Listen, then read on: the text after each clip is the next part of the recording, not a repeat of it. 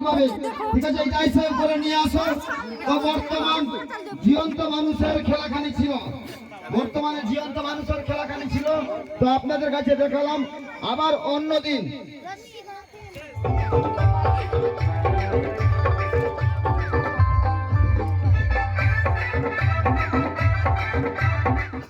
তো বর্তমান আজকে একরকম খেলাখানি কব্বরের দেখালাম, আবার অন্যদিন সেই কব্বরের খেলাখানি হবে। সেই কবর থেকে আপনাদের ভবিষ্যৎবাণী বলানো হবে। হাতের মধ্যে কি থাকবে, কে কি রেখেছে, ওই কব্বর থেকে প্রশ্ন হবে। সেই খেলাখানি একদিন হবে। ছেলেটা কি অবস্থায় ছিল সেই অবস্থায় নিয়ে আসার পর আবার আপনাদের সঙ্গে কথা বলবো। রেডি?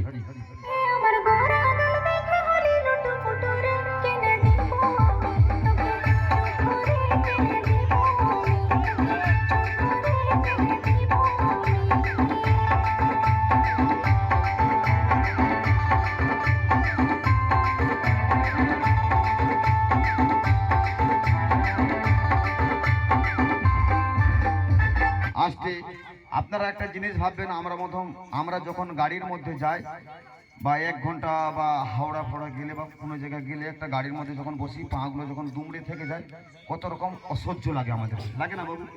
ওই কব্বরের মধ্যে 1 ফুট বা 1 ফুট কোনো দিকে ঘুরতে পারবে না, এদিক যেতে পারবে না, সেদিক যেতে পারবে না, খুবই কষ্ট হবে। তো বিশেষ করে সেই কব্বরের মধ্যে অনেকক্ষণ, প্রথম থেকে লাস্ট পর্যন্ত, যখনই আমি প্রথমে এসেছিলাম প্রথমেই ঢুকেছিলাম, অনেকক্ষণ ছিল, পুরো পাক্কা 2 ঘন্টা ছিল। সেই মতো আবার কিভাবে ঘুরে গেছে ভাবুন।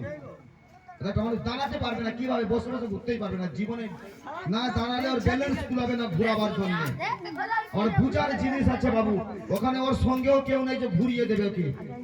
একটা মানুষ যখনই বসবে ওখানে যখন জায়গা না কুলাবে কিরকম ঘুরবে। তো এই কব্বরটা একরকম দেখালাম।